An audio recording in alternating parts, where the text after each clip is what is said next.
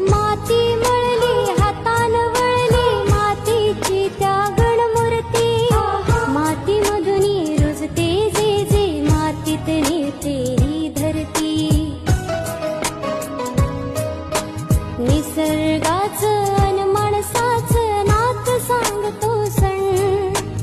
आयुष्याचा मतितार्थ सांगतो बाप्पा गण सणाचं मूळ स्वरूप जन हो ध्यानी धरा